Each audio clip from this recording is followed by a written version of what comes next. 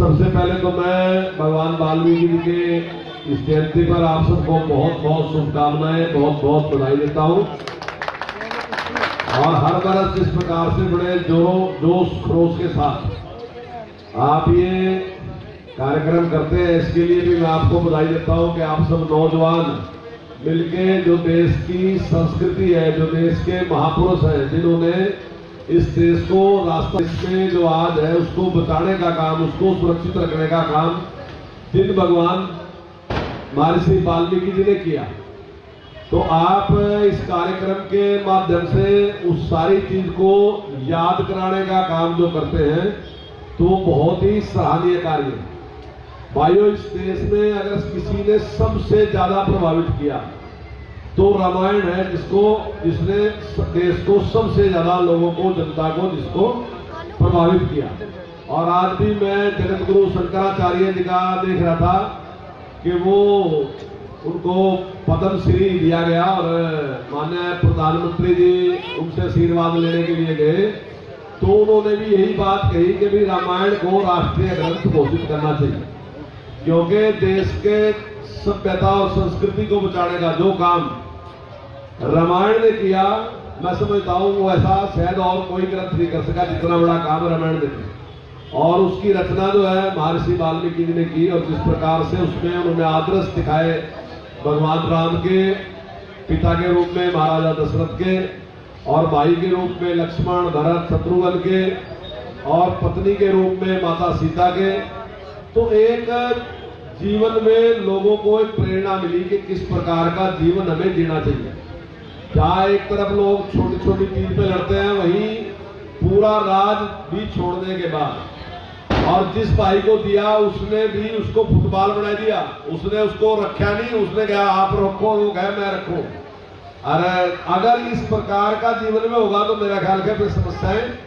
नहीं होगी। नहीं तो आज क्या है, नहीं सारा नहीं है, ऐसा नहीं है कि सारी जगह ऐसा है, पर है ऐसा कि छोटी छोटी एक एक फुट जमीन पे, एक फुट भी नहीं आता था, फुट में भी झगड़ा है भाइयों। और कहीं ऐसी बात भी नहीं, सारे भाई ऐसे हैं, भाई ऐसे भी हैं, चाहे कुछ भी चले जाओ वो उसकी परवाह भी नहीं करते। तो वो जो प्रेरणा देता है तो वो यही ग्रंथ। सबसे पहले तो मैं भगवान वाल्मीकि जी के इस जयंती पर आप सबको बहुत बहुत शुभकामनाएं, बहुत बहुत बधाई देता हूं।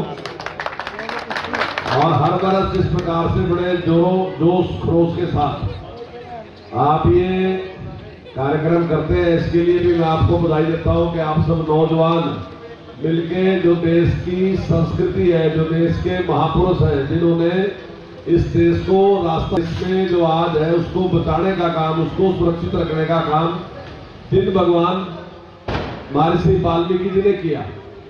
तो आप इस कार्यक्रम के माध्यम से उस सारी चीज को